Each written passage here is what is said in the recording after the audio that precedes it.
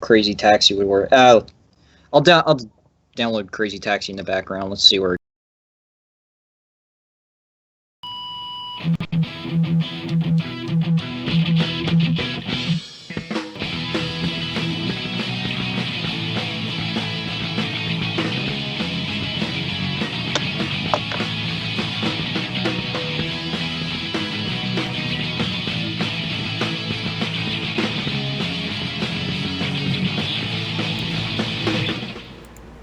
Hello everybody, I am Fight Club Hubs. Welcome to another wonderful episode of GVN Live. I am joined by the gamer Keith, Mark B. Writing, and subbing in for Emily, it is Nick. How are you, Nick? Woo! Welcome back.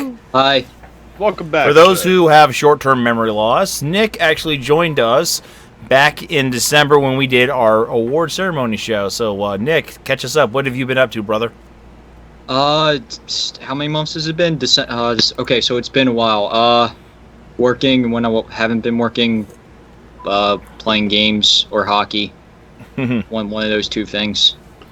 All right. Yeah. I don't know how much detail you want me to go into about that, but yeah, that's the basic gist of it. I do believe last time we had you on the show, we didn't actually do a full introduction for you. So why don't you go ahead and tell us what you actually do for a living? I work at the Inquirer on their sports desk. I just get stats and standings and stuff together for the next day's paper, and then run the sports page of the website too. So yeah. Oh wow! All right. I did not know that about you. You sound like you have a crazy I job. learned something. And you're actually off tonight, which is kind of cool, right? You usually work nights. I don't work Sundays and Mondays, so yeah, that's why I'm usually here and not for game jams that you were trying to get me on for so long. And we finally got you on for one a couple weeks ago. So actually, let's just real quick, let's pick your brain. What did you actually think of Sonic 3D Blast 2? It's a cool game. It's a cool game. For like a fan-made project, that was actually really solid. A bit of the fact that it runs in the Doom engine. I mean, there's it's a little unwieldy. I don't know if it's any different. If you play with a controller, I don't know if it has controller support. I believe it does, but the mouse and keyboard fits the game perfectly. Yeah, but it's solid, and I mean, it's free, right? It doesn't cost anything to play. It is free. And in fact, the warning at the beginning of the game is this game is not for sale. If somebody sells it to you, they ripped your ass off. Yeah, I mean, it definitely doesn't hurt to try it. Absolutely. So, I recommend. There is an arrow over my face right now, but oh, okay. I didn't fix that. My only complaint was maybe some of the levels got a little too long. I mean, we ran into that when we recorded the Game Jam too. So yeah. We that was definitely there. Some of those late stages did get incredibly long, especially the one where we had to navigate the rapids on that stage with the water. I guess it was the mandatory water stage. Yeah, and we ran into some stuff where we just didn't know how to move on next, but I just like to think that's typical of games made in the 90s anyway, so maybe I was a little bit more tolerant of that. Yeah. I did save a clip from that one session. I don't know if you saw it. It was the one where the enemy came out of nowhere when I ran around the corner and it blew up on us. Yeah. I actually screamed.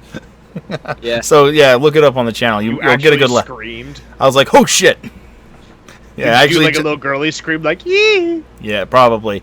So thank you, Nick, for your little introduction. So before we get to the brief news and topics of the day, let's go around the table, and we'll start with you, Mr. Mark.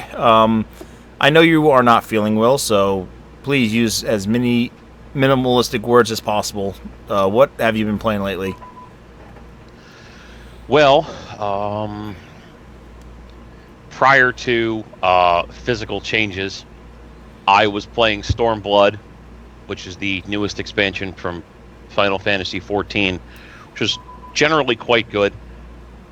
There were hiccups, as there are wont to be in the launch of any expanded content for an MMORPG, but by and large, the majority of the issues that came up were resolved reasonably quickly, and for the most part, I feel like from what I have played of Stormblood, it's a pretty solid expansion to Final Fantasy XIV.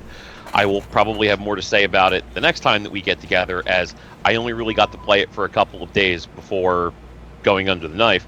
So at this point, I would say it's good, and I would recommend it. I've also spent a couple of days with Fate Grand Order, which is a mobile phone game based in the Fate universe, which it's fine.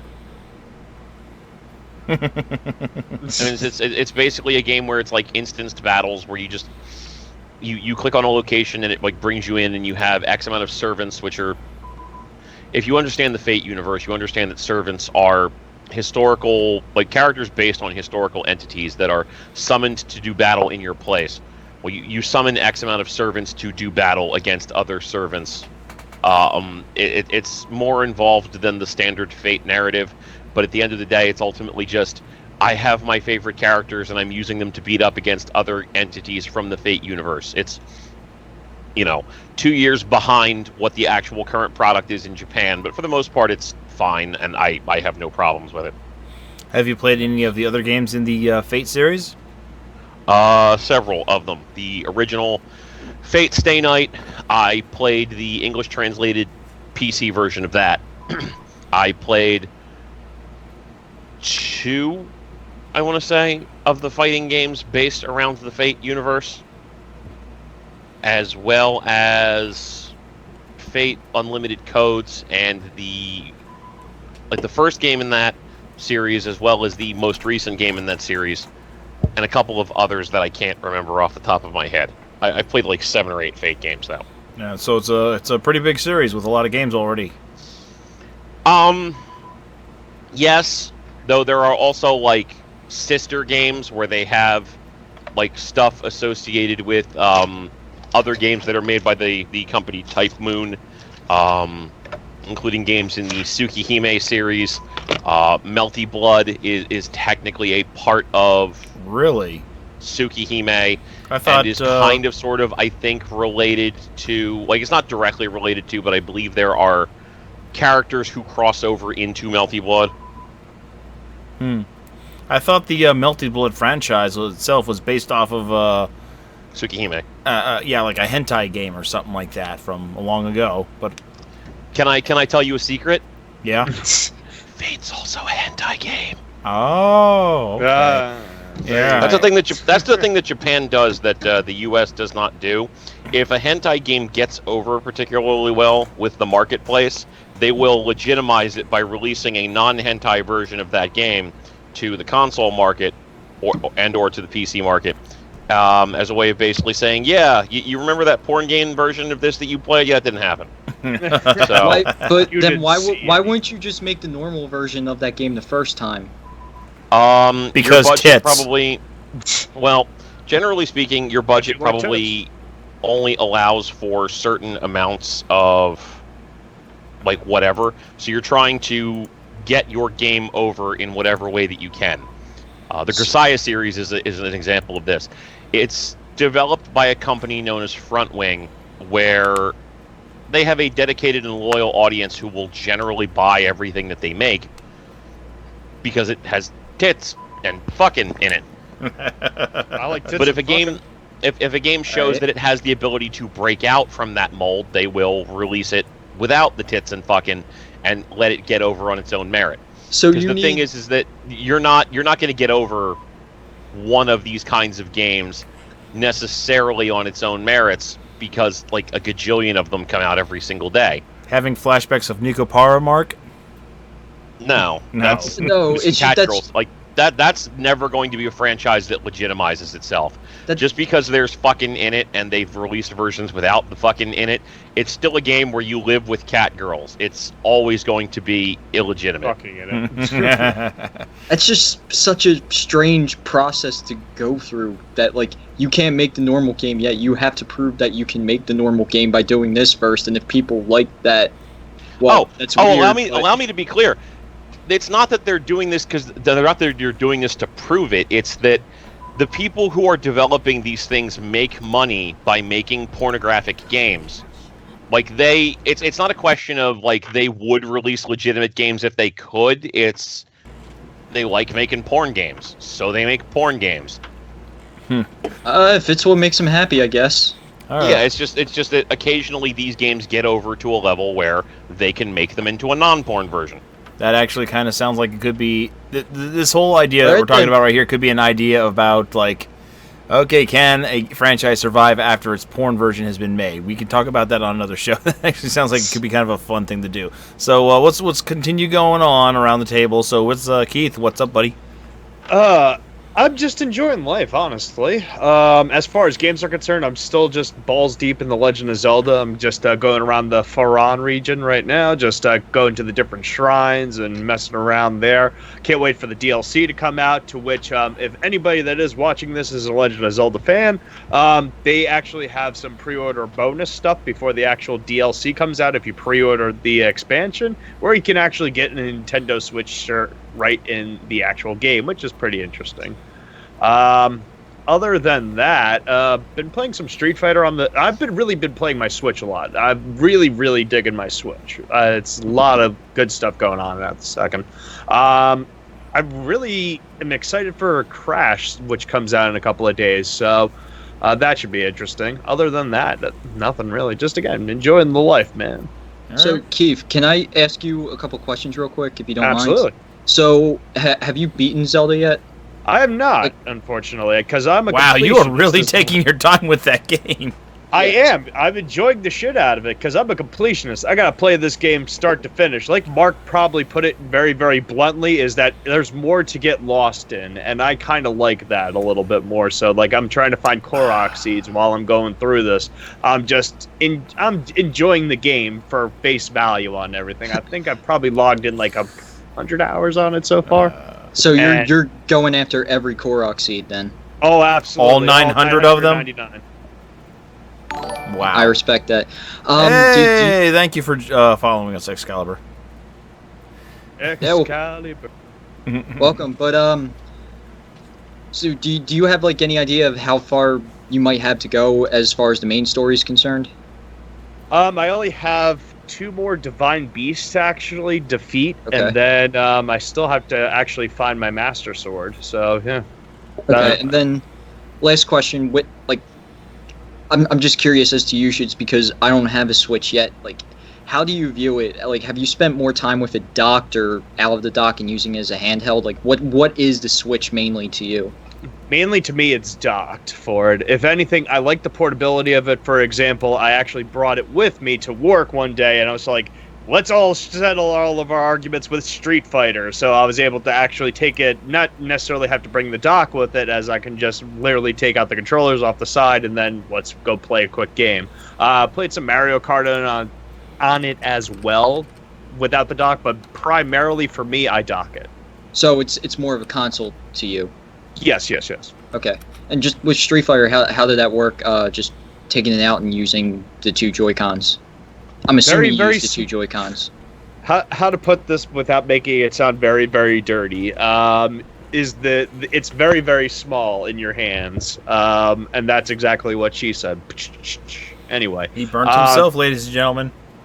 but anyway, they're very. It's very hard to control with those little small ones, but you actually get used to it, and if you're actually any somewhat decent at Street Fighter, you can pick it up pretty fast. But if you have very decently sized hands like I do, it's a little cramped, I will say. And just last question, I promise. Just No more. how's using it with the analog stick instead of a D-pad? Honestly, It works I don't- fine with Mario Kart. Well, for Street Fighter, I mean, no. Eh. No. What about you, Keith? That's why I bought the pad. Well, if anything, I have the Pro Controller, so if I do play Street Fighter at home, I'm using that, but on the Joy-Cons, it's all right, but not exactly preferred. Definitely Okay. not preferred. No. So, Thank you, Keith. anything else, Keith? No, that's about it, and I downloaded the demo for Marvel, but I have not gotten around to it yet, and I know that Emily would probably, beat me to death for saying that, but I have not played it yet. Oh, well then, lucky you, she is not here today. Exactly. All right. I tried that out a little bit more after we were done talking, and my opinions mostly remain the same on that as they were the last time. Still weird with double down instead of a dragon punch, but I'm imagining that I'm imagining this is going to be an evolving process, and that is almost certainly not going to stick. Yeah. I don't feel good about this game at all. I really don't.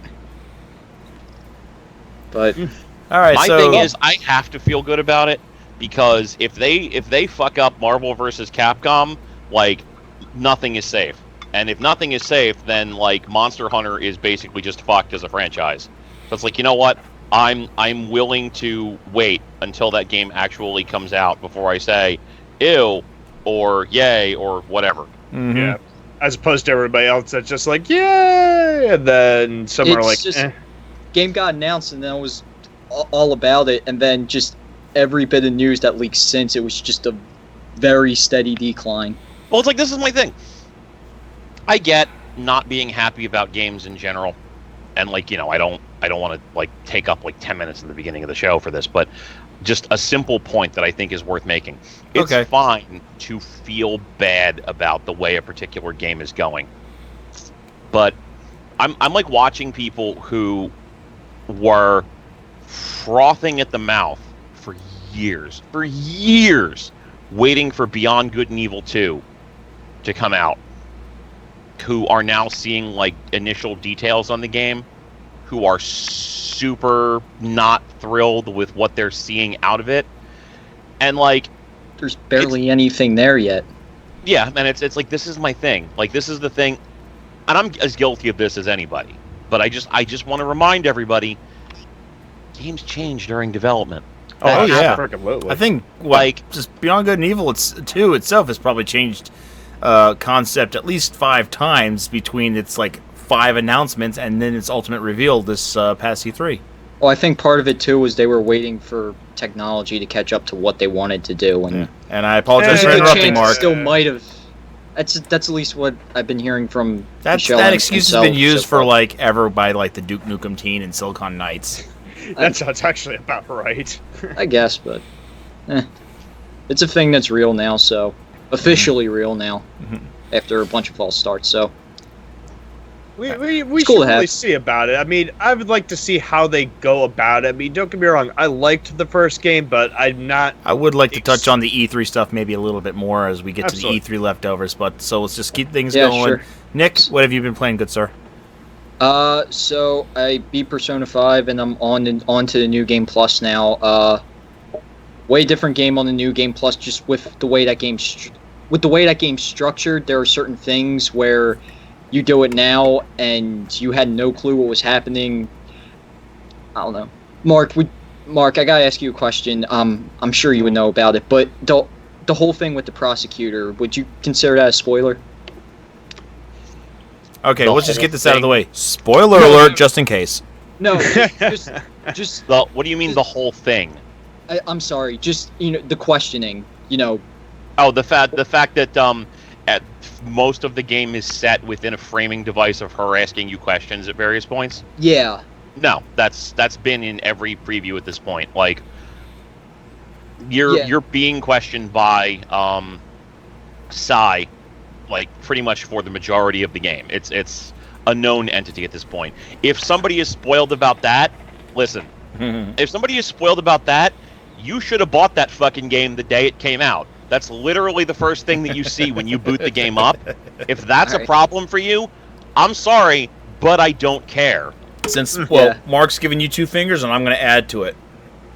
Yeah, it's like it's. I feel that it's completely reasonable to want to avoid spoilers, sometimes even years after a game comes out. If something that is revealed in the first 3 minutes of the game is too much of a spoiler for you, you should have paid money for the game.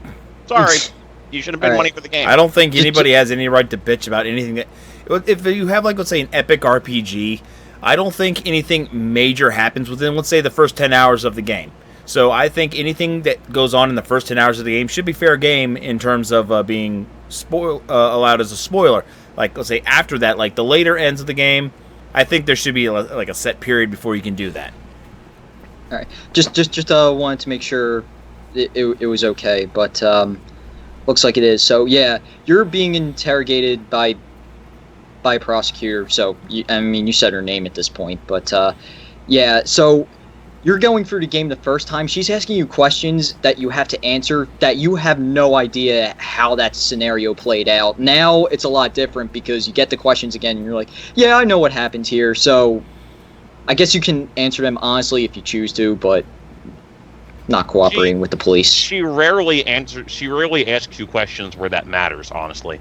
I know, but you get those one or two where it's just like, I don't know. Like, I'm wondering this myself. And you just... Well, to be fair, that's also explained as part of the framing device. The point is that you have forgotten all of this. Oh, yeah, that's true. That's true. But, yeah, Persona 5's a really good video game, and I like it a lot.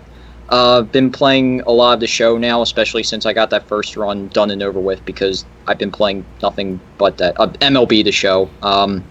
That's always a good game every year, so unless you play online, I can imagine you're not having a good time, but I rarely play games online anymore, so it's not the biggest deal. And the Final Fantasy 15 DLC, Prompto's episode comes out tomorrow. I played Gladio's episode. It was okay.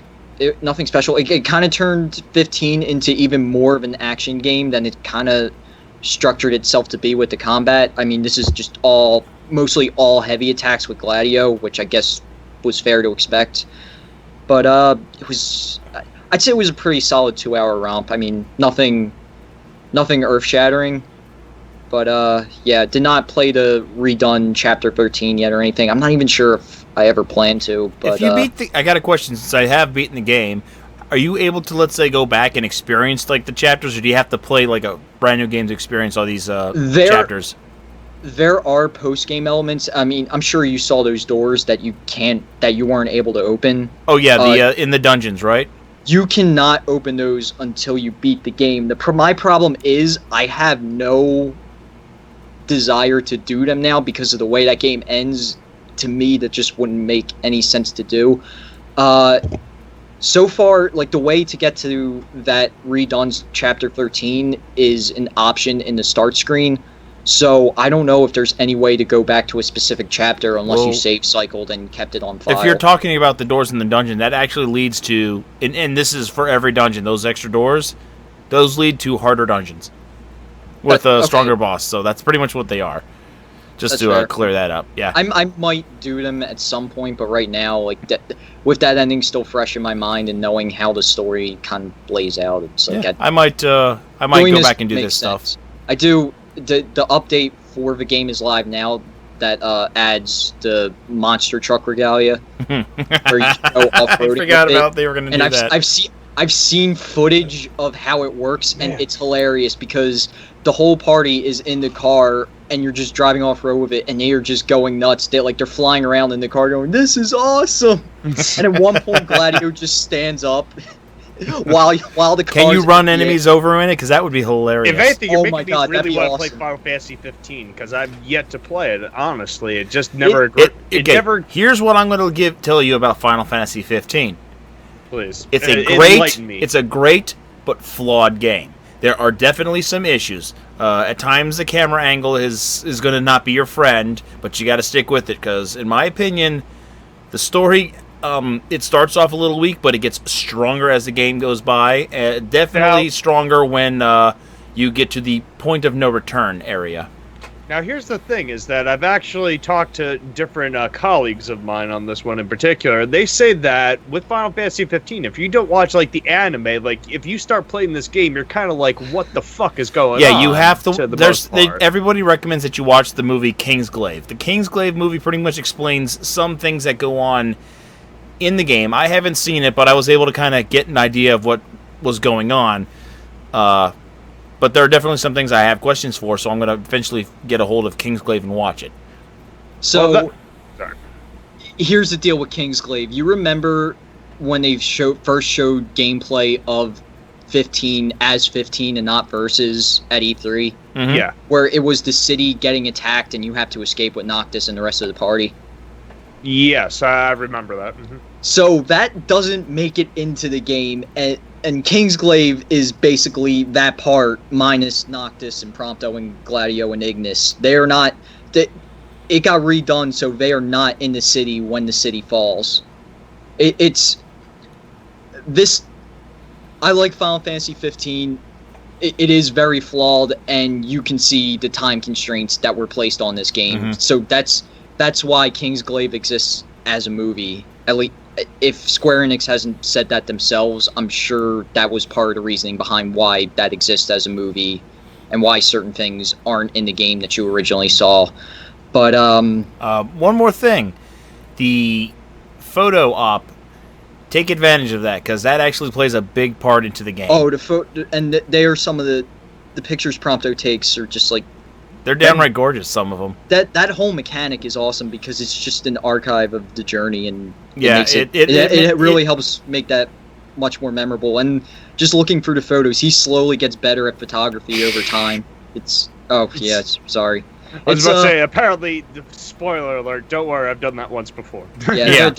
There are flaws, but the game, things this game nails, it knocks out of the park. And just some makes people even complain about the ending. I love the ending. It was, to me, a breath of fresh air for the Final Fantasy franchise. But yeah, Final Fantasy 15's a mess, but it's a great mess. But it's an amazing mess.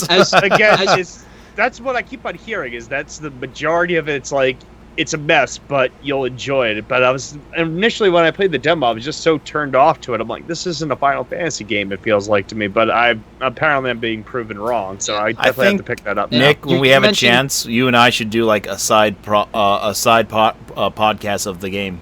Spoiler cast for 15? Yeah. Yeah, like I'm down. As for Keith, you mentioned the anime. The anime you don't need to watch. Like, that's probably the least necessary component of the entire Final Fantasy 15 universe, they're calling it now.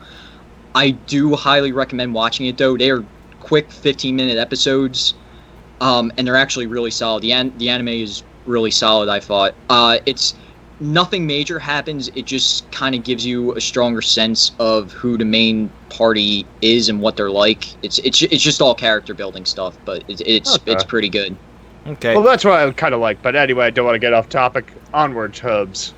Okay, so yeah, it was Final Fantasy 15. I'm guilty of that too. I love it. I feel like I've spent a lot of time talking about other stuff in derail. That's okay. Mark went off on something he loved as well, so we it happens.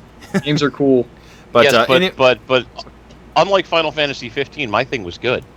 I don't know. I beg to differ, but then again, you haven't played 15. I haven't played Persona, so. Or Final Fantasy 14. I've been pretty cool with you up to this point. I really don't want to fight you right now. Okay. So, Listen, moving on. I'm sorry. Oh, yeah, no, definitely. Moving on, or I'm going to mute you guys. Yeah. We're good. Back on track. Okay. Goodbye. So, we took a little bit longer on that intro than normal, so we're going to actually skip the E3 talk, which was going to be just E3 leftovers that we didn't talk about at the end of last show, but it has been 2 weeks since then, and I'm sure most people know or have formed their own opinions about that stuff. So let's talk about something that just got announced today. The Super Nintendo Classic. Woo, right? I can't wait to not be able to get it. I know. Believe it or not, it might actually be a little bit easier to get a hold of, mainly because it's $80 fucking dollars. It's $20 more, and that might actually hold some people off. And don't ask me why, but the psychology of this thing is like whenever something comes out and it's more expensive than the last thing. It's like when you buy something on Amazon and you're willing to buy $100 like product, but then when you get to the shipping, you're like, $5. I don't know. It's but fine. Here's also the other thing is that what's making it really enticing is the fact that it does come with Star Fox 2 in it. Yes, that is probably the biggest thing right there. But you have to beat the first level of Star Fox 1 though to unlock it. No, you have to beat the first level. Just the first level. The first level of Star Fox 1, that's what I just said. Oh, I thought you said the whole game. I'm sorry. No. To which we don't want people to throw their system against the wall. I don't feel like this is going to do as well as the NES Classic did. I do feel like it's going to be harder to get. Yeah. Just in general, because, it's a Nintendo product, and they make like 12 of those things, regardless. But I feel like it's going to be easier to get than the NES Classic was, because like a lot of the major hype around the SNES Classic is that it has stuff that appeals to people like us. And the NES Classic didn't necessarily appeal to people like us, but it appealed to the kind of people who bought the Wii on an impulse. Mm-hmm. It was a nostalgia thing is really what they were trying to harp on, really. To be truthfully Yeah, the honest, SNES is not as much of a nostalgia thing as the NES is for a lot of people. Exactly. it's felt like That more list- of a step that in the list of right games on it direction. is way stronger though. It's It's totally less is. games, but For they are all us. hits. For casual players, no. Yeah. Yeah. You know what? I guess I'd argue that's Mhm. a pretty sound argument. And the thing is, it's also got a smaller number of games. We had 30 on the NES Classic. We only got 21 here. So, Yeah, but like Nick says, for us, All these games are good. I mean, was they about to say, are they're good. both I mean, the solid big game titles. right there, again, as we all mentioned, is Star Fox 2. However, I mean, a smaller list, $20 more. People might be apprehensible to get it. I mean, on top of that, I mean, look at some of the games they probably passed over to get this. I mean, we've got 2 Square Enix SquareSoft games. We got Final Fantasy 3 and we got Secret of Mana on there. But You do have Mario RPG. and Mario RPG. Yeah, I keep forgetting. But you don't get Chrono Trigger, which is what I think a lot of people were really hoping that would be on there. Although that game's been re-released like 5 times already.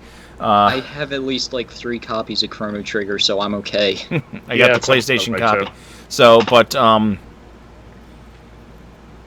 here's the thing: is I think what Nintendo's doing is more of a creating a buzz instead of so much just creating a nostalgia trip with making money behind it. Like they made and sold 2.3 million copies of the NES Classic. They say they're going to have a higher production rate of the Snes Classic. So we're going to probably call that about, let's say, maybe up to 4 million.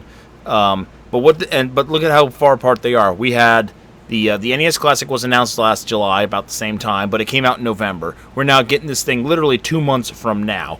What happened? yeah. What happened between the release of both of these two systems? We had the Nintendo Switch. We had the 2DS. Nintendo has generally been doing nothing but creating noise for the past year, and that is what Nintendo's trying to do.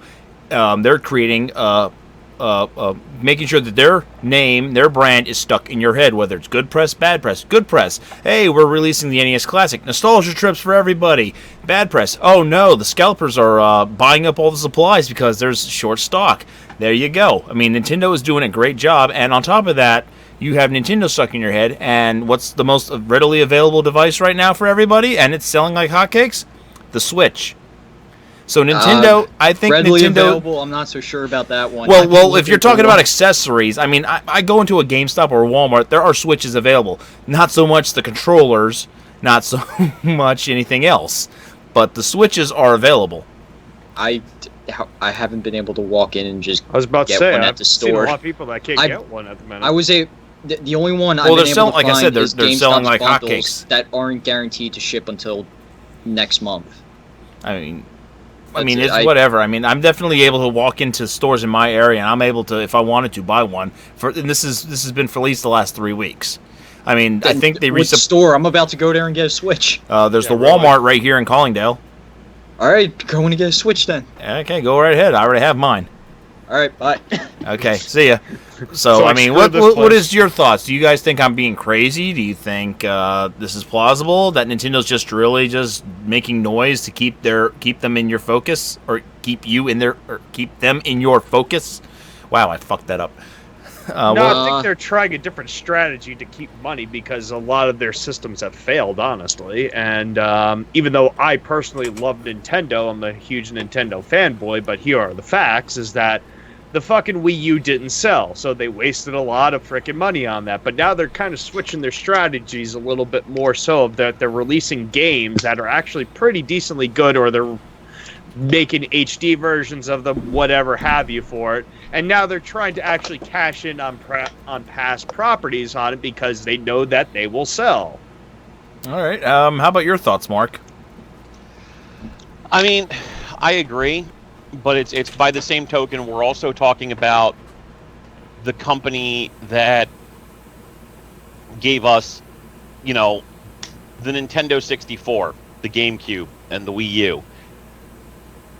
This is, in the short term, a great business idea. In the long term, I don't see it doing any better for them than anything else that they've come up with in the past 2 decades.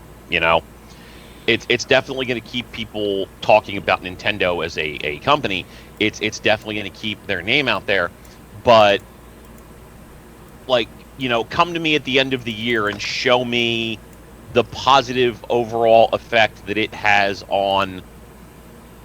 But and the Virtual Boy is another. I kind of like to forget Virtual Boy. about that, to be honest, but that's just me. But, If they like, make a show Virtual me- Boy classic, I would respect that. I would really respect that. I would Nobody respect would- that. That definitely The would take awareness to go into that, like, that would take some big red balls right there. no, make, Although it, with- make one with actual color. You could actually just release those games at this point on the Gear VR or something equivalent. Like, I would not be surprised if we start seeing stuff like that released for Gear VR or for Oculus or for other such things. But And there's like, not my a thing lot is of them. that yes, they are almost certainly doing everything in their power to keep their name relevant, to keep their name on the lips of the consumer. Show me the net positive effect that has at the end of this year. If they can get the Switch to a 10 million installed user base by the end of this year, and like they're doing extremely well in terms of raw business, in terms of sales, everything of that nature, okay, that's great. If they are still occupying the same general space that they were occupying before the Switch came out, well, that's great, but I don't like it. It doesn't matter. It doesn't affect anything, But does something like this really need to push Nintendo forward? Is It really there does, something wrong with actually. it being a quick moneymaker? I would argue that it doesn't. That there's nothing wrong with it being a quick moneymaker, but the problem is that it kind of feels like the flailings of a company who has largely been reliant on console business and is starting to realize, fuck, we don't have an alternative. Like, look at the big three companies right now in the console marketplace: Nintendo, Sega, Sony, Microsoft. They What came year back. is this? Yeah, Sega already fucking got out of the business years ago, but Microsoft and Sony have their metaphorical fingers in so many different pies that it doesn't matter to them if the console division shits the bed, because they have CD players, DVD players, consumer media. Sony owns the basic patent on fucking Blu-ray. Microsoft has the PC marketplace operating system-wise by the balls at this point. They don't care if the PlayStation and or the Xbox are supremely successful. It's nice, it's great, but they can throw money down that well and not have it be successful. And you can look at the fact that Microsoft has won one of the three console generations that they've been involved in, and they're still willing to throw money at another version of the damn console. Yeah. Nintendo is not in that position. They used to be when the 3DS, when the DS and all of the prior handheld systems were doing insanely huge numbers. The 3DS is around a 70 million installed user base or thereabouts, and if it's not a Nintendo game, it's not doing the kind of money that it used to do. We don't see a shitload of hype for 3DS games to the extent that we used to, even as little as like 3, 4, 5 years ago. Nintendo is in this awkward position where handheld gaming is mostly a completely different animal from what it was 10 years ago because of Cell tablet phones. gaming and cell phone gaming and such. And console gaming has passed them by. The NES Classic and the SNES Classic are basically their versions of, the Intellivision Presents or the Namco Arcade. And it's funny, but that's what they're doing, is instead of releasing these on a disc that you can play on their console, they're releasing this little novelty fucking device that probably costs about $10 to make and has a flash drive inside of it that emulates the ability to play these games that are otherwise not financially viable for them. It's a way to get a quick cash infusion. But the thing is, like, what does it say about them that they're doing this now while the Switch is, still in the process of trying to build its audience, and we're having these conversations about the 3DS going on its way out? Nintendo is doing everything in their power to get people talking about them constantly because it's the only thing they can do to stay relevant. If Sony and Microsoft stop being relevant in the gaming sector, they give zero shits. For Nintendo, this is all they have. Yep. Yeah. That and the Marlins. Unless but, they want to go back I to don't think making... they're doing too well. No, they sold the Marlins years ago. Unless did they they? want to go back to making, Mariners. cards, Mariners. but I don't think they're going to do that. Yeah, Mariners, Seattle Mariners. They used to own them, but they sold them off, back in, 2008, I want to say? Whatever. but- I don't remember off the top of my head, but But, yeah, so, as we all see, thanks, Mark, this is like a weird thing that Nintendo is doing, whether it's, keeping their name on our lips, like me and him have said, or just the fact that they just probably don't know where they're going with this, and they just want to make a little bit of money. Who knows? How about some final thoughts from you, Keith? Or we'll start with you. Well, pretty much, I'm on kind of like the fence on everything. Is that you guys make a very, very good argument as far as that, yeah, they really want to become socially relevant. I think that their base is kind of already there, but also, like Mark was kind of hitting the nail on the head, is that they're not really moving forward, but they're also really not moving back. And right now, this is kind of a quick way to make money. And this is just, I think, how they're going about things, is that they're just trying to make a quick buck. So that way they can kind of stay afloat at this point. I think that while I love Nintendo, I think that they're kind of failing a little bit horribly, and different things have to be put into place. Now they're entering the cell phone market because, like you said, the 3DS seems like it's out of the way of the, pretty much it's going the way of the dodo. Yeah, and it's the fact that they're getting into the cell phone market, that they're publishing on consoles and platforms that aren't theirs, I think kind of says a lot too. Like, Pokemon Go, Fire Emblem Fates, Mario Run, whatever the fuck. They've got these things on mobile phones. These are not decisions of people who own and are confident in their platform to the exclusion of all else. They Correct. see the value in putting their things onto the mobile platform, and they do so because there's money to be made there. But all of this shit has a short shelf life. If they had made enough of the NES classics to meet demand, that would have fallen out of the news in weeks. Mm-hmm. So instead, they make enough to get a bunch of people access to it, and then, the rest of you are beat, whatever. So it keeps the conversation going. Look at Pokemon Go. That game is actually getting closer and closer to being the thing we wanted it to be at launch. Outside of Emily, do you know anybody that routinely plays that damn thing or talks about it? I don't. A couple of people, honestly, but very, very few and far in between, like you said. Right, they're incorporating actual fucking raids into the game at this point. Like, multiple people going up against, like, a giant Pokemon. Mm-hmm. They're making it into the game we wanted it to be when it came out, and nobody cares. Because people have finally moved on to some degree. Right, and that's the thing, is Nintendo is going to keep throwing shit at that wall to see what sticks. Mm-hmm. Even if it's only for a couple of weeks, that's enough. All right. So just get your final thoughts, and we'll move on to the next topic. How about you, Nick? Well, I think Nintendo will be fine. I don't think they're failing or anything like that. I mean, at least the Switch is doing pretty well last time I checked, so I don't know if...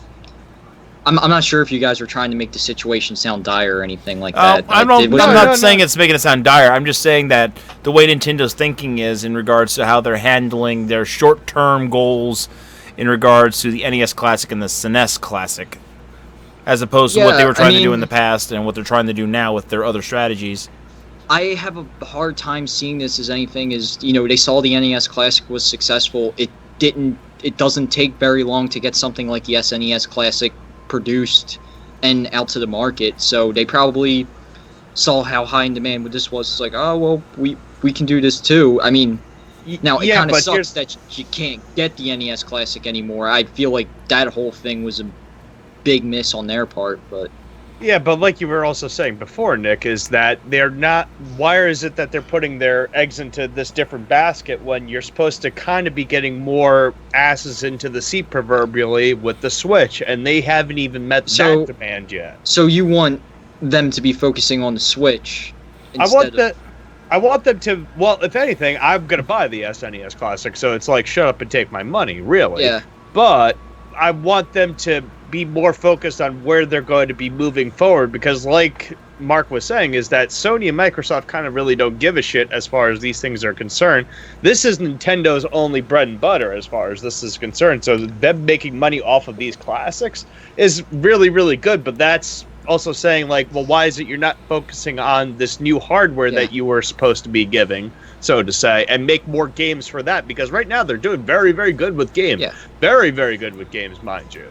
I think they are. I think they're focusing on the Switch because I can't imagine something like this takes that many resources either. So I think it's fine. If I have any real concerns with this, it lies with what is going on with the Virtual Console on the Switch, because you're getting this, but it doesn't even seem like you're remotely close to getting anything on the Switch yet as far as the Virtual Console goes. And I am very curious about Star Fox 2 and what's going to happen to that, because as of right now, this is the only to-be officially released version of that game. Are you ever going to see it outside of this device? That could be extremely rare to get in a very short amount of time. Very true. Because, I made that joke about not being able to get it, but there is a serious concern of not being able to get it, because I can imagine just a bunch of scalpers just going nuts over this, especially over the fact that something like Star Fox 2 exists on it. Mm-hmm. Nintendo did say I guarantee you some of the scalpers don't even know what that game is. So. I was about to say they don't really give a shit about Star There's Fox a chance. 2. But Nintendo did say they are producing more. They weren't very specific about what things. I don't want to get too optimistic until I know specifically what more is. But yeah, mostly just lies with where the Switch Virtual Console is and what happens of Star Fox 2.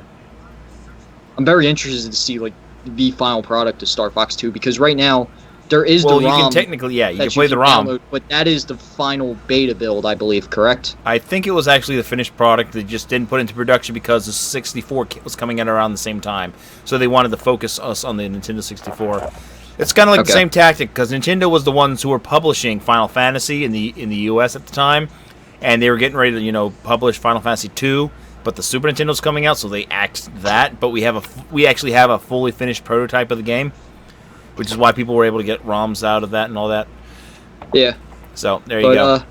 But anyway, thank you, Nick, very much for that. So we are now going to move on to our next topic of discussion, and Mark slipped it out because he said Sega. So we're going to be talking about, Sega trying to stay relevant in some way or another with Sega Channel 2.0. I mean, Sega Forever. I'm sorry. So here's the gist. No, I'm not. I don't apologize for bad jokes. I live with them. So the Sega Channel, Sega. Now that was a legitimate fuck up right there. Sega Forever is an app that allows you to download either free versions with ads or ad-free versions that you buy for a price. Games that come from Sega's incredibly vast library. Pretty much allowing you to download them and play them on iPhones, iPads, iOS devices, or Android devices. And they do have support for, let's say, Bluetooth controllers if you want to do it that way instead of using touchpad controllers. Now, this kind of brings up a couple of things.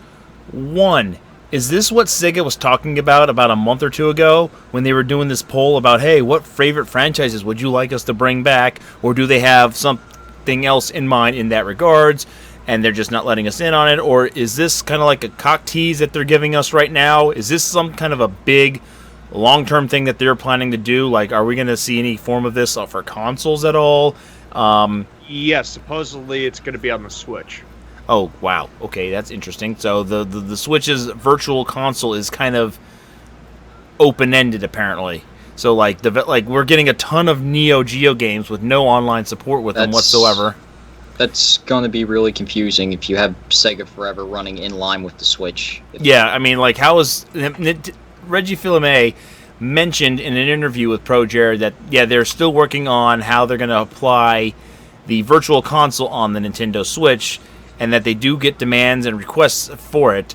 So if you're going to allow something like Sega Forever to come on to your platform, how is that going to work in that regard? So is it just going to be straight up Nintendo games that are going to be in the Virtual Console now? Because if you look at the Virtual Console back on the Wii and the Wii U, they were getting all kinds of games. They were getting TurboGrafx games. They were getting Neo Geo games. They were getting Genesis and Mega Drive games and Master System games. What does this do for for Nintendo in the long run? What does this do for, let's say, future compilations? Are we going to ever see a Sonic Mega Pack again in the future for something like this? I mean, we had, what was that? That last one that came out on the 360 and PS3 had like over 40 games on there. All the Phantasy Stars, all the Sonic games, a lot of games, including some Game Gear games, I believe, that were hidden in there. Let's open up with you, Nick. What do you think about this whole fiasco that Sega's digging for themselves? So, I tried to do some quick research before the show. So there are 5 games under the Sega Forever line right now. Sonic, Altered Beast, Kid Chameleon, Phantasy Star 2, Comic Zone, and Crazy Taxi. I just gave Sonic and Crazy Taxi a quick download. They both appear to run fine. They're just mobile ports. Now, is the Crazy Taxi the Dreamcast version, arcade version? This appears to be the Dreamcast version. Now that is impressive. It's an independent thing. It's not part of this project. What do you mean? That's not part of this project. It's an independent release that they've been doing with Crazy Taxi. Like, that came out earlier. No, this. It shows up when you do the search, but it's not part of the thing. If you go and you look at their advertising, it's no. Okay. All right. Well, I was confused about that too, but I apologize. But as far as Sonic's a part of it, so I mean, it's Sonic 1, and they added the ability to play as Knuckles and Tails in it. I guess you have to unlock that. I only played the first Act 1 of Green Hill Zone, but yeah, these are free-to-play. These are Sega games that have been worked into a free-to-play model. You get ads between levels. It's nothing super intrusive. If you want to pay $2 to get the ads removed completely, you pay $2 for the game.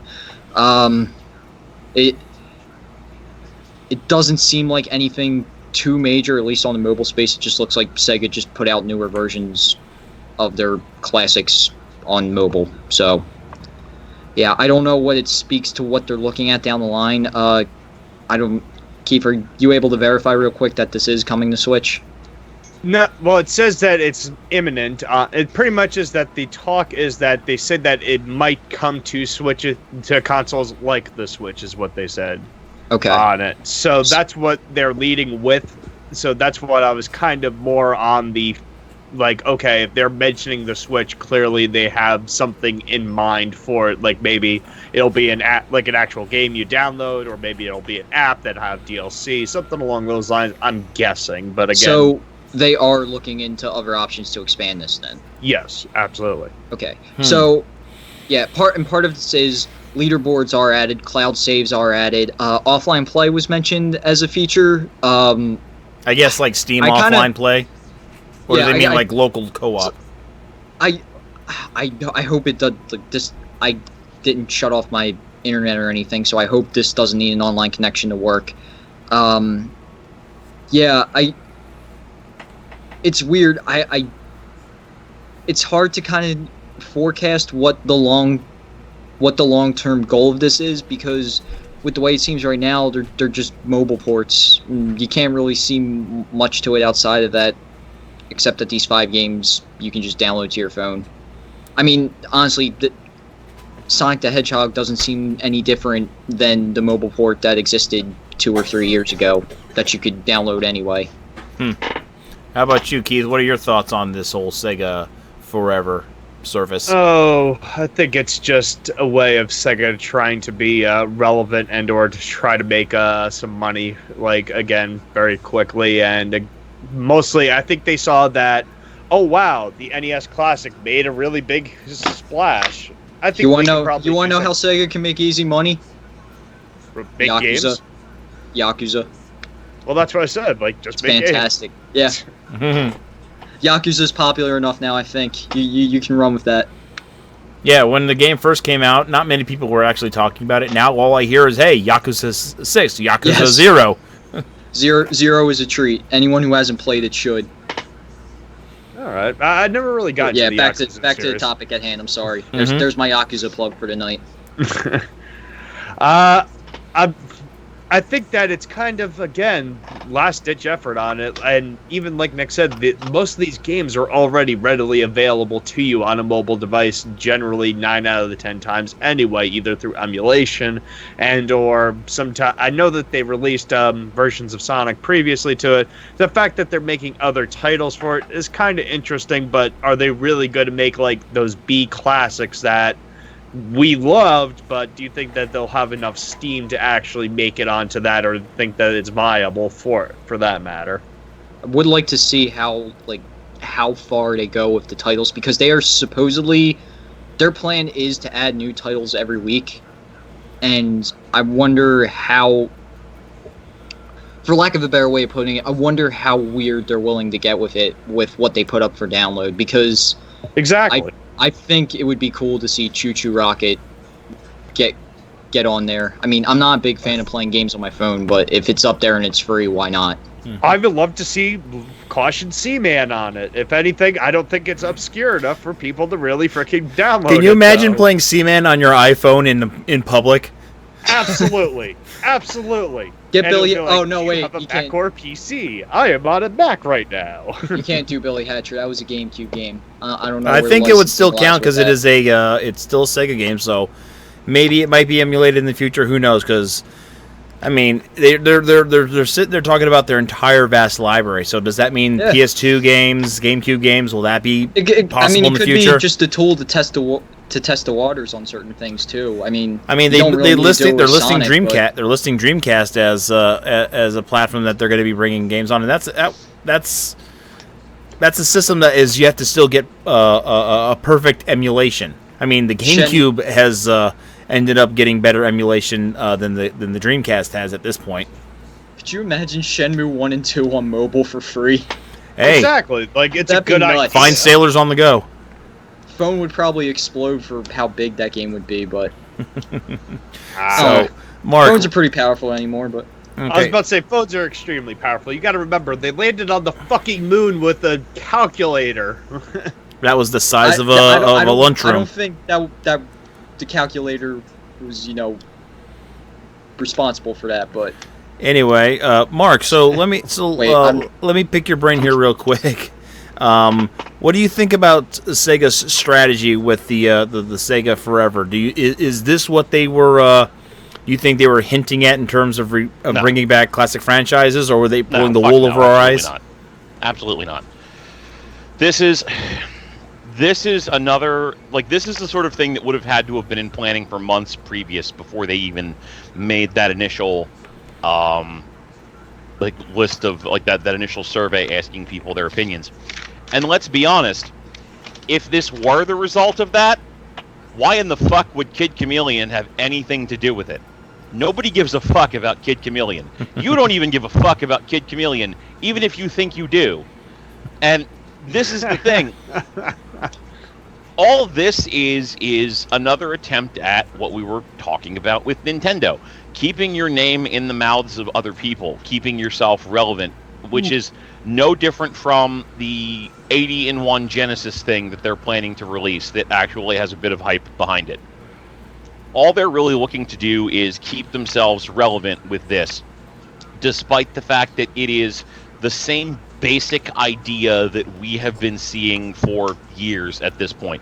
Sega constantly releases their shit in some type of emulated wrapper and sells it to whatever Exactly. market. The fact that we're doing this as, it's some kind of concentrated effort, it's going to be the same 20 fucking games that they always do this with, and they're going to run it for probably like 3 to 6 months and then get bored with it, the same way that they do every other one of these things that they do, and then it's going to go away. The concept of it is neat enough, I suppose, but you're not going to get a shitload of buy-in for mobile games because the vast majority of popular mobile games don't work in the way that school Genesis games worked. Like, nobody's playing the original Sonic the Hedgehog. Nobody's playing Altered Beast. Well, nobody's playing Altered Beast in general anyway.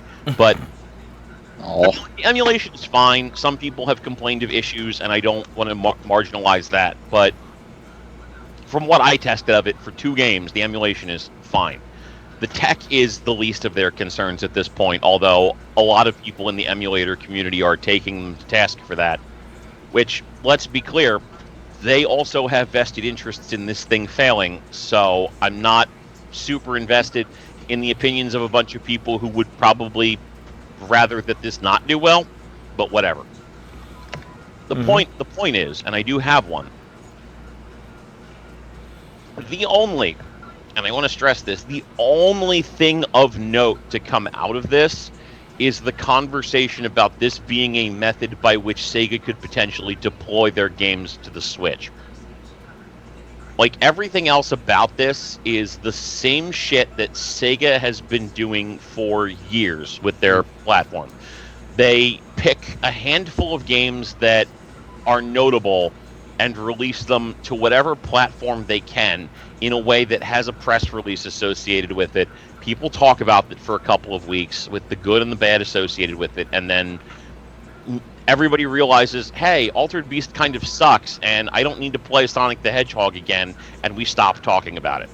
Arise from your grave. Yeah, the fact that it's been taken out of the hands of the Nintendo Virtual Console and put as a potential independent licensing thing is the only thing about that that's interesting in the strictest sense of things. And all I think that really does is it just says that Sega probably either wasn't making a hell of a lot of money off of the Virtual Console releases for one reason or another, or they realized that they stood a better chance of making money on their own releasing it independently and just stopped releasing through Nintendo. I don't see that dramatically changing the way that the Virtual Console works or anything. I just think that it shows that Sega is giving a vote of no confidence on that particular platform. That sounds actually probably about right. yeah. And I'm just thinking about games that they could put out, under this banner right now, and I don't know why I keep thinking about Virtua Fighter and them trying to sell these mobile peripherals where you have to add the 32X expansions. Basically make we can imagine Sega actually doing, let's be honest. Yeah. No. Do it. You want to play 32X games, you got to download this additional app in order to do so. There you go. Put all this stuff on your phone to play Virtua Fighter. Just like the old days. That is bleh. Yeah. Yeah, and then you'll have that wonderful orgy of cables in the back. Oh, God. Yeah. For it's like, do you want to play this on the TV? Well, you need this HDMI cable as well as this other cable. You need a SCAT cable to play with that. SCART cable, sorry. I was going to say, are you making a poop joke about Sega? Because that would be fine. What? It has to make sense, right? And it didn't. So there we go. Let's get some final thoughts about this before we move on to our final topic of the night. Let's start with you, Nicholas. Sama de Amigo on mobile. You got to go out and buy maracas for it. Oh my, that's gonna. Can you just see some idiot in public just shaking the phone? Yes. Actually, no, yes. That's exactly what I want. Shake the phone hard enough, it's gonna go fucking flying. That would be great. I want to see all the idiots doing that. Fidget spinners, that's all I'm going to say on that one. What did you say? Except fidget spinners, that's all I'm going to say. Fuck that. Keith, how about your thoughts? I'm pretty much inclined with Mark on this one, is that I think that they're just trying to see where they can make money, possibly doing it independently versus releasing it exclusively on one particular console, and I think that they'll try to go from there. I think Sega's just kind of marking its days at this point, and if you kind of look at it, Nintendo's kind of trending in that same general direction, if you think about it. Okay. But all right, final question for you, Mark. Would you if it came out for the Switch, would you get Sega Forever? No. All right, how about you guys? I downloaded these damn things for my mobile phone. I downloaded Phantasy Star 2 and I downloaded Altered Beast. I tested both of them and they're fine. I don't need another version. Has there been any game that has ever been ported outside of possibly Flicky as much as Altered Beast to multiple different platforms that nobody gives a shit about? yeah, Do we need another version of Altered Beast? I don't. No. Okay, actually, you know what? Here's actually here's a Capcom. You need Resident Evil 4 on every system you own. Actually, you know what? Here's a very important question.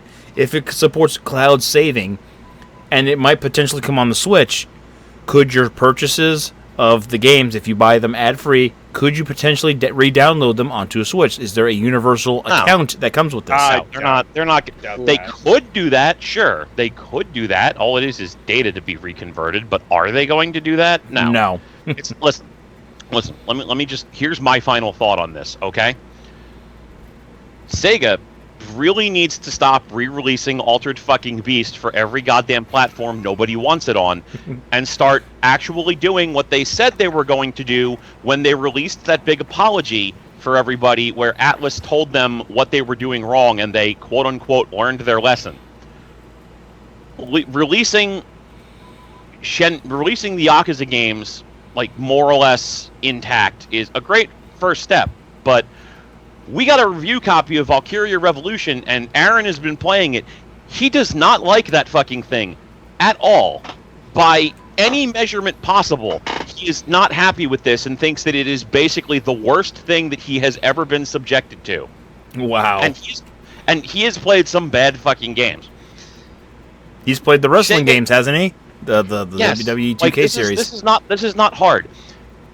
What Sega does not need to keep doing is re-releasing fucking Altered Goddamn Beast on every platform that it's possibly available for. You really don't like Altered Beast. Yeah, I don't care about Altered Beast, but I do not care about Altered Beast. That's my problem. I don't like Flicky. I don't care about Altered Beast. But here's the thing. They have released Altered Beast on more platforms than goddamn Resident Evil 1 at this point. It's embarrassing. Because nobody cares. Nobody cares. Do you know what would get them actual positive press? Releasing fucking Phantasy Star Online 2 or whatever the goddamn number is at the end of it in a format that's actually playable to a market that would actually pay money for a game that is based in the general concepts of what makes hunting action games interesting. If they didn't keep leaving that shit to people having to fucking translate it with like third-party tools in order to get it working, and they said, hey, let's actually release this ourselves, that might get them some fucking hype. Instead, what are they doing? Releasing an action game based in the Valkyria universe that I promise you literally nobody wanted, and giving us another goddamn version of Altered Beast. Yeah, it sounds about right. The only thing keeping Sega alive right now. Sorry, Persona 5 is the only reason Sega still exists. Okay. Typing of the Dead. Put that on mobile. I think they already did that. Play that. On that note, we're moving on. So we are going to move on to the last topic of the night. And hey, Mark, it's your favorite game company, Konami. So, Nick, how about you lead us off with the thing that we're going to be talking about here? Yeah, Typing of the Dead on mobile. Let's do it. Okay. All right, but for real. So yeah, I mean, this happened. Well, the story got out at the beginning of June, so we are a little late to the party on this one. Yeah, we couldn't talk about it because we were doing E3 at the time. So it literally broke, I think, the week before E3. So, yes, sorry that we're late to the party, I guess. But it's still relevant. Yeah, here's the general rundown of the thing. So, to read up on it, you can go look up the report on Kotaku by Brian Ashcraft. And he just kind of, re-reported an article from Nikkei. I don't know how to pronounce that website's name, actually. But, Japanese website. So, Konami is basically going to other game companies and, telling them to be cautious of their former employees. And they also have... There's also a health insurance association for game developers that Konami has a big hand in because of their sports club's involvement in it, and they are blocking Kojima Productions from getting into this health insurance association because they aren't big fans of Kojima anymore. So it's just more of Konami doing not so good things just out of spite to Kojima, and I'm sure there's a bit more to it as well. You don't have to be nice about it, Mark. You don't have to be nice about it, Nick. Which one? Just say Konami's being a bunch of douchebags. Yeah, they're being a bunch of cranky assholes about Metal Gear. There you go. I don't know. Oh, the new one just looks horrible. But Survive, it's you know, if I can talk about Survive for like 1 second, I'll be quick. I feel like this wouldn't be a problem as an expansion to 5 if none of the stuff with Kojima went down. Like, if Metal Gear Survive got announced and that stuff with Kojima never happened, people would be like, oh, okay, it's a 5 expansion. That's about it. But now, yeah, people are just going to tear that thing apart. Mm-hmm. I mean, I think they should. It doesn't look interesting, but if that has anything going for it, the Metal Gear Solid 5 gameplay's solid, so that's probably about the only thing that'll have. All right, so now looking at Konami and their latest piece of dumb fuckery with how they are blacklisting their former employees, why isn't anybody making a bigger stink about this? I mean, usually people have been making big stinks about the dumb shit that Konami has been doing the past couple of years. I know you're big on denouncing everything that Konami's been doing the past couple of years. Mark, share me your thoughts. I'm very tired. You want to pass it on? No, that's my thoughts on it. Yeah. That's why nobody's making as big of a deal about it. Like, this is okay. Without directly making the parallels. All right? Mm-hmm. There comes a point when you are dealing with something, an entity that is just so utterly embarrassing and self-owning that continues to succeed despite all logic and reason, that you just get tired. You can't care anymore, because nothing that you say matters, and then nothing will change. And I could be talking about anything right now. There's certainly parallels in the real world where this applies, but it's very much the Konami situation. Why should we care? It sucks to say that, but why should we care? You know, this is a company where everybody laughed at them for moving away from the console video game development business and moving basically to pachinko machines. And they made money hand over fist. Everybody laughed at them for, latching on to making a Metal Gear game that's going to be about killing weird, monster zombies. And, they're still in business. They're still making money. Nobody cares. It's Bless you. Bless you. Thank you. I'm very tired because it doesn't matter. It's sad and it's embarrassing and it sucks, but you can't shame Konami into changing their business practices.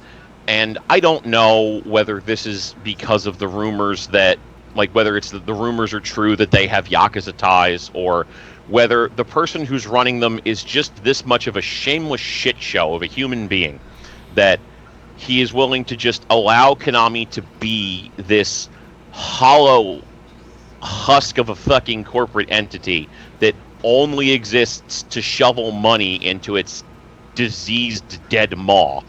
But here's the reality. It doesn't matter. God is dead. Nobody loves you. Enjoy Arby's. Wow. Okay, then. Very bleak, but yes. I mean, to put it onto the alternative perspective, though, at least with Konami, I don't care. Because, frankly, the best games that Konami made, they have shit all over as a company. I was never a fan of Metal Gear Solid beyond the first game, and I know people are going to be mad about that. Sorry, I don't think you on Hideo that. Kojima is an especially creative entity as such.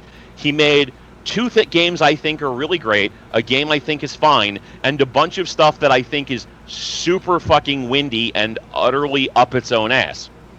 I'm glad that he's making his own games. I don't have that attachment to Metal Gear. I don't have that attachment to Silent Hill because Konami has been murdering it in its bed for years at this point.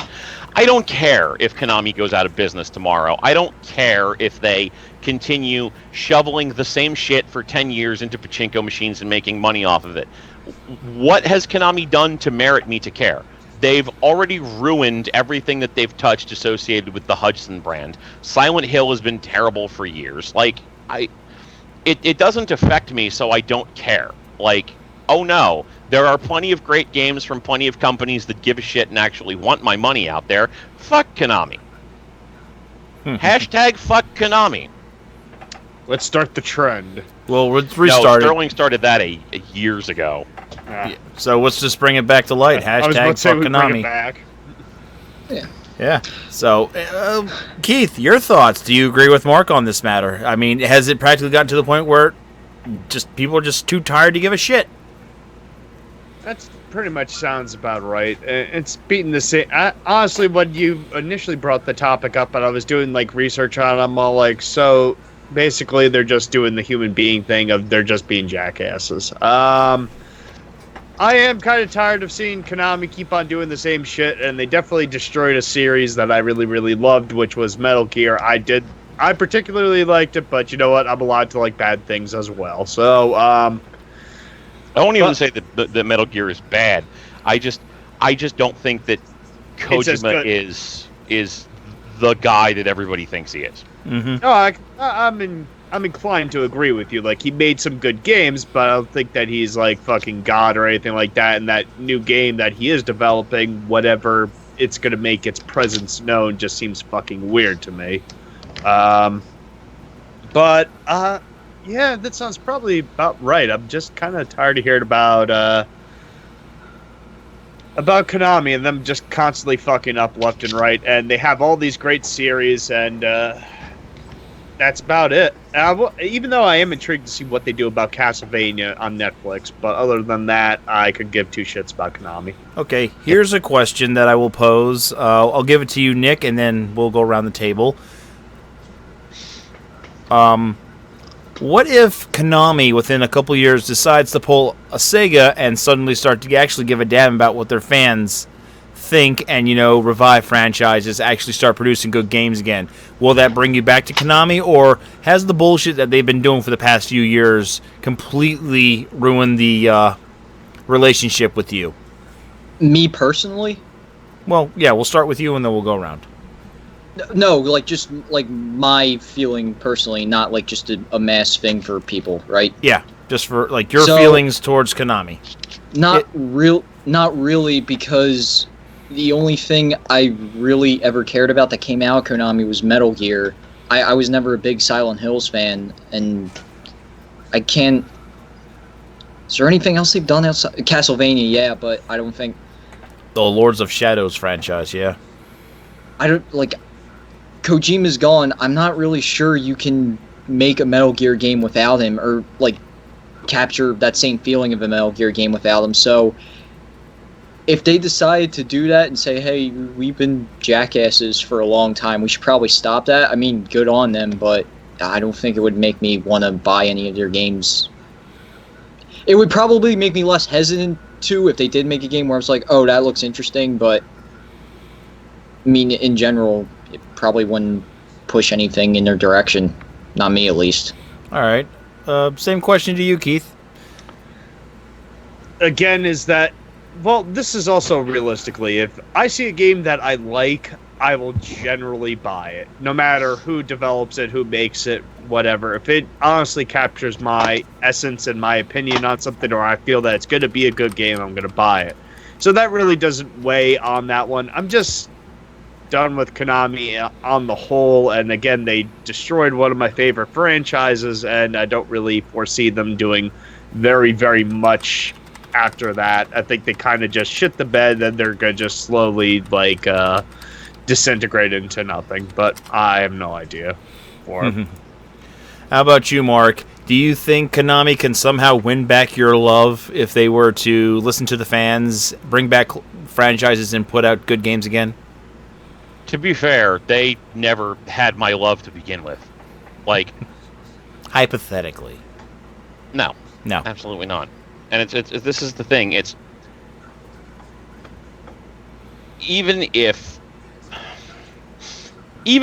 like the C and let's just call it what it is. Even if the CEO of Konami either has his heart stolen or dies, in some capacity or another. Because His really, heart that's the only stolen. options that you get. Has his heart stolen or dies. Like, it's a Persona 5 situation or it's a Death Note situation. Those are the only two options you got. Sorry, but if one of those two things happen and the company somehow turns into, the Konami of old, okay, like, great. We're going to go back to releasing, the Castlevania games that we loved. We're going to, like, there's only so much you can do. Even if they somehow manage to bring Iga back into the fold, which you're probably not going to, and they somehow manage to bring Kojima back into the fold, which they're pretty much not going to do. At this I don't point, think he would even want to come back at this point. No, Right. Sony's throwing money at him. Why would he?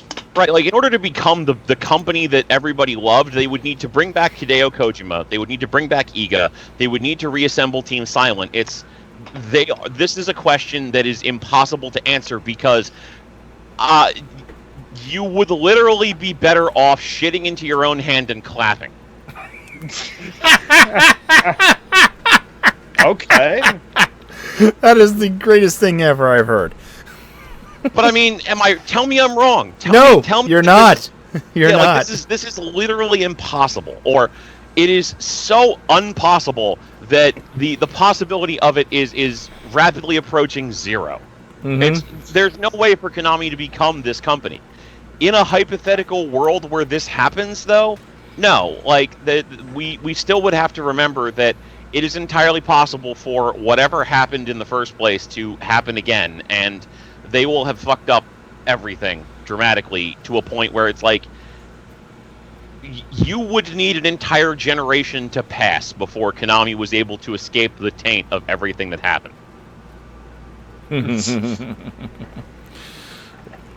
Well, there we have it, pretty much. In terms of Konami, they're literally dead to us. Uh-oh, Mark. Yeah, that's fine. I just pushed the wrong button. Yeah. So Konami is literally dead to us from this point out. Unless they do something like groundbreaking, which is probably never going to happen. I'm trying to think of well, there was a skateboarding game that I'm pretty sure they published that was in the arcades where you stood on a skateboard and it was like downhill skateboard racing. I forgot what that game's called, but I'm pretty sure they published it. Well, you want to get me those, interested? Bring that back. Like, here's my thing. Here's what I would honestly like, and it sounds fatalistic, but I promise it isn't. I would like it if Konami went out of business. That's fine too. That's fine. Well, we need not more. for all the people losing their jobs, but Yeah, no. This is the thing. Well, actually, I feel like that would be an improvement because at least then the people who worked for Konami could apply for jobs and not have to worry about somebody preventing them from getting those jobs. Exactly. just talked about That would be this. one less asshole company in the world. Right, but no. My reason is I would like to see companies that know what they're fucking doing to get their hands on these franchises and do something with them. Like, how awesome would it be if a company owned the rights to Snatcher that would actually just put Snatcher somewhere where we can pay money for it? That would be great. I'm surprised we haven't had a re-release in Xbox Live Arcade or PSN or anything for Snatcher, whether it's the Saturn version, the PlayStation version, the Sega CD version, hell, even the MSX version. That would be nice. Yeah, But- I mean, I don't understand why, I don't understand why it's so hard to get a functioning version of the older Silent Hills. I imagine a company that actually understands the value of Hudson's Adventure Island and tries to make money off of these things reasonably. I wouldn't even know who could be that company, but Konami clearly isn't it. They've had the rights to the Hudson franchises for years at this point, and they've done nothing with it. So my honest wish is that Konami would go out of business. That's not going to happen, but my honest wish is that they go out of business. All of the people that work for them would probably be able to land on their feet and would actually be able to get job references that don't prevent them from working in the industry. And people would actually buy these licenses that Konami owns and do things with them that are actually vital and interesting and might actually make money that isn't invested exclusively in pachinko machines and trying to wring blood out of a stone. All right. So, you know what? I have to say, you can't end it on a stronger word than what you've practically just gone on, Mark. So we're gonna start wrapping things up here, and how about we open the floor? We have a bunch of new people in the audience. Go ahead. This usually happens every other show, so the floor is now open. If you got a question for us, please ask away. We are open books. We will not bite much. So I was gonna say I've been open Mark might. blouse, but okay. So go ahead, ask your questions, and we will answer them to the best of our ability. If we don't get many questions, we'll just wrap things up. We'll plug our stuff and end the show. So, got to give people a chance to type too. I mean, even though I'm a slow typer, I'm sure they got like big questions. All right, and Carnifex is asking, what would you guys like to see most, be it from Nintendo or Sega or, God forbid, even Konami, aside from going out of business? Oh no, we just lost Nick. Oh no. Oh no. Oh no.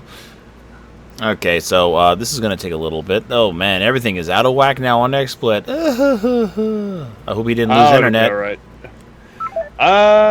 Let's see. What would you guys like to see most? Be it from like, Just a thing that we would like to see in general, or Probably. Here, I'll go first. Here's what I would like to see. I would like to see the freaking Phantasy Star franchise return to its classic RPG roots. Hey, I like Phantasy Star Online. I like, I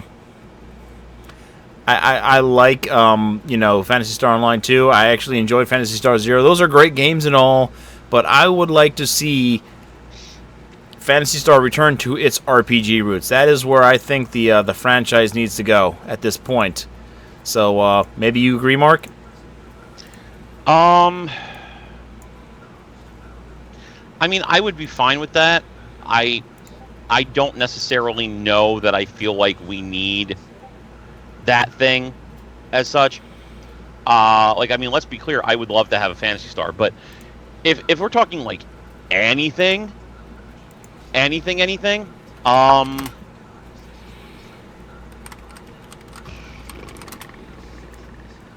know it's a tough question. It is. Definitely, It really is. It's probably one of the toughest questions we've actually had because it forces us to think. A Suikoden-esque JRPG featuring all of the casts from all of the Personas. Jesus Christ, that's going to be like more characters in the goddamn Pokemon franchise. It'd still be less than the amount of characters in Suikoden. Good point. That's crazy. How about you, Keith? Man, again, this is a really, really good question. I wish I would have like a better answer for it. Anything goes for that. I would really like to see a good, mind you, team up between Nintendo and Square Enix and make an actual, like, either a new Super Mario RPG or something similar to that, or just something like a really, really good team-up project, like, that uses something to Nintendo's, like, classic franchise or something along those lines. I think that would be really interesting, to say the least. Our buddy Hazel Grimm in the chat is saying he would love to see a Battletoads 2. That could be a possibility, since Microsoft owns, I think, the rights. Owning they Rare. own Rare, so, yeah. So that could be a possibility. I mean, we might actually see maybe an HD remake someday. Who knows? Just cross your fingers. And since our buddy Nick is now hanging out in the chat room, he would love to see a brand new Advanced Wars game. So let's open up to another question real quick. If not, we will just end the show right here.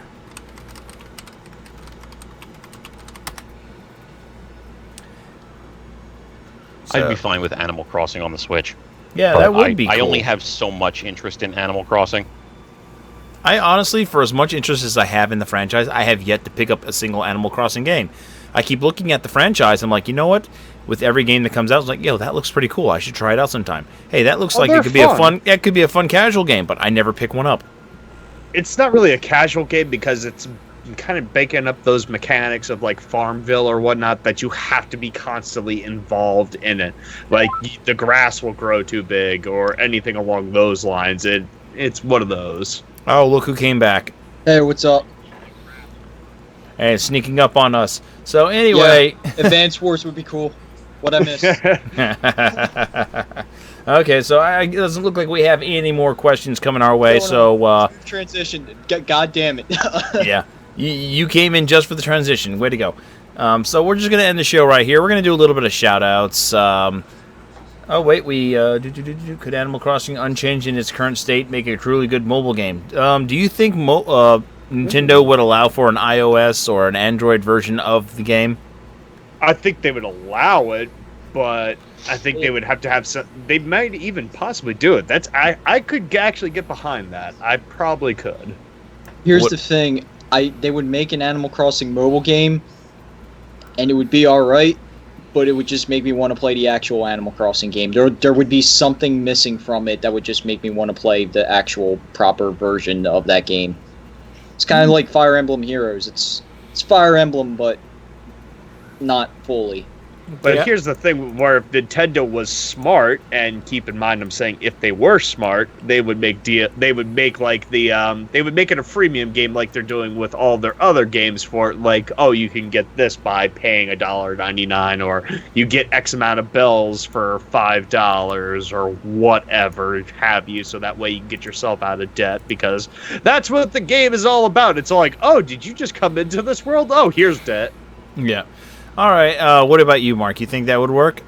Oh yeah, I feel like it would absolutely transition to a mobile phone platform completely unchanged. Mechanically speaking, Animal Crossing is not especially complex.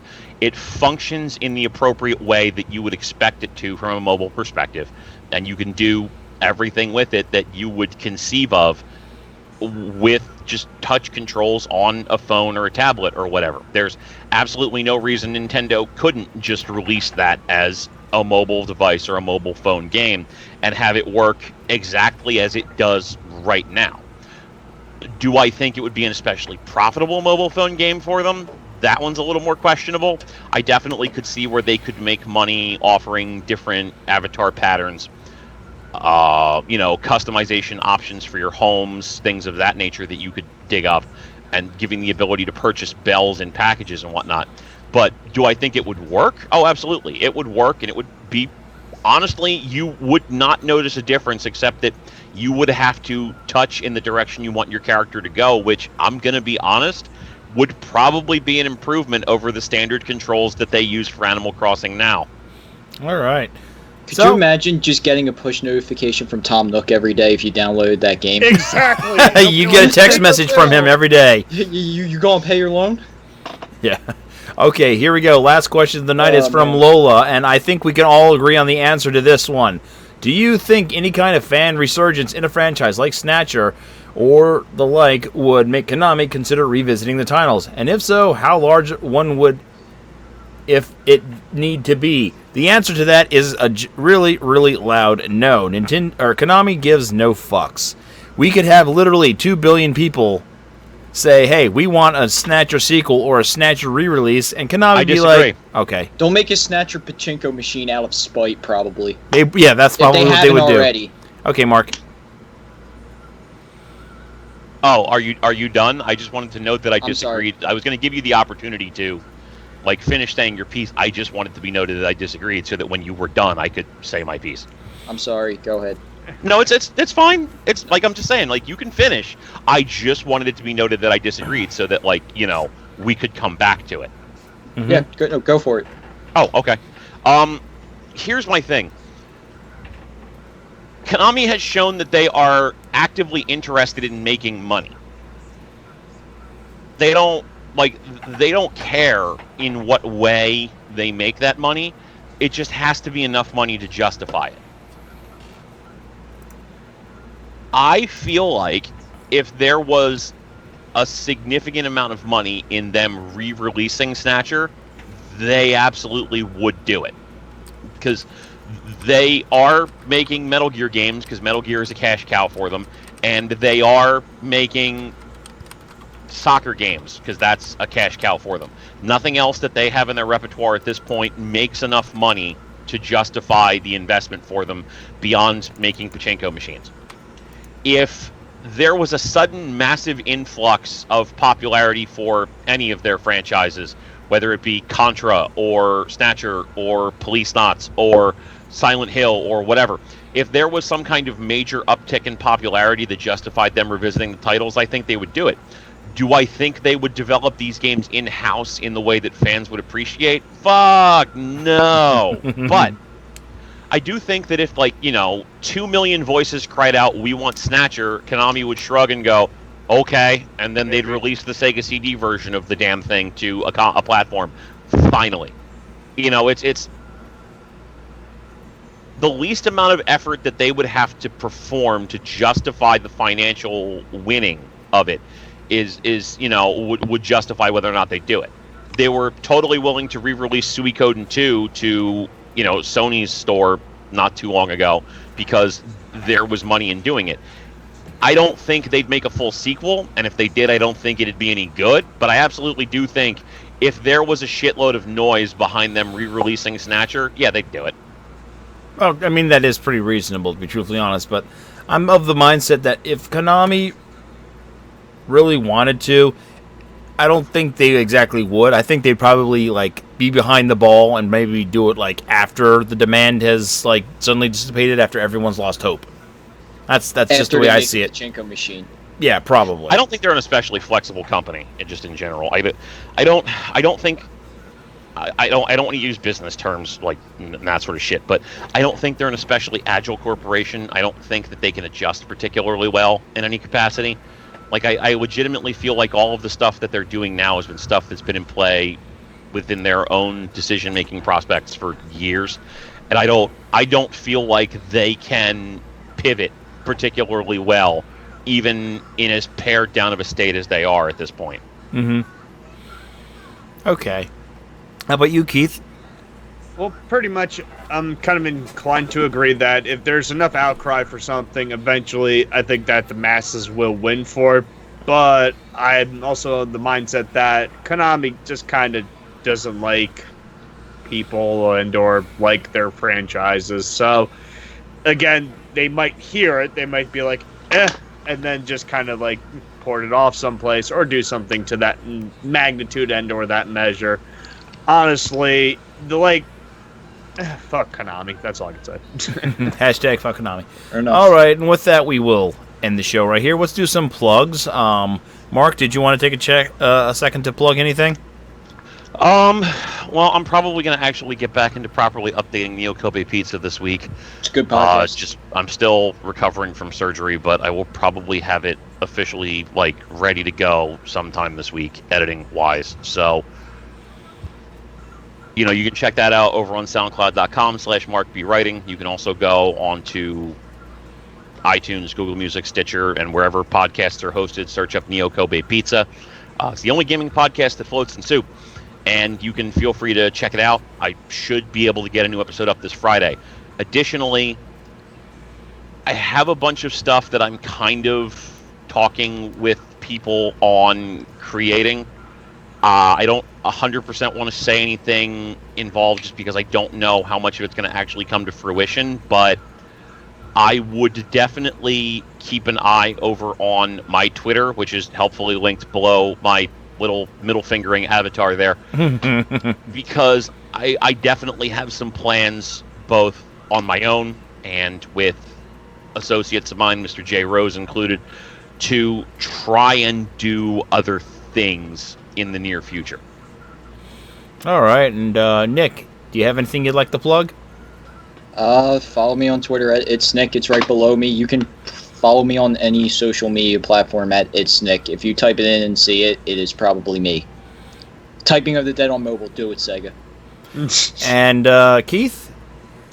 Nothing new at the burner other than one project that I am currently working on, but other than that, nothing new to report at this time. Okay, and as for me, as you've probably noticed, I am now returning to running Dead or Alive 5 last round tournaments bi-weekly on opposite Mondays of this podcast. So next Monday is no GVN Live. It will be another DOA or a DOA Free Step Dodge bi-weekly at 8:30 p.m. That is July 3rd. Coming up is another Game Jam this Wednesday at 9 p.m. Eastern Time, where we're going to end Sonic Fan Game Month. I'm going to be playing a rather unique Sonic fan game called Sonic Chrono Adventure. This is kind of like a Metroidvania style Sonic the Hedgehog game with elements of, time traveling taken from Sonic CD. So this is going to be interesting. It looks weird. It looks loopy from the gameplay videos I was watching. So tune in this Wednesday to check it out. Also, this Thursday is my 3 Vets and a Noob Phantasy Star Online Blueburst Adventures show that we do on Thursdays at 9 p.m. Eastern as well. That includes my cast of me, Rico, Matt, and Lance, as we provide 2 hours of bullshit and comedy and insults as we play Phantasy Star Online. So please feel free to join us for a laugh. With that, I want to thank everybody here for tuning in and chatting with us here on GVN Live. I want to thank everybody here on the panel with me today. Thank you, Keith. Thank you, Mark. Thank you, Nick, for subbing in. Thank you very much. Thanks I appreciate that. And everybody out there, have a good night. Bye, nice people. Adios. Deuces.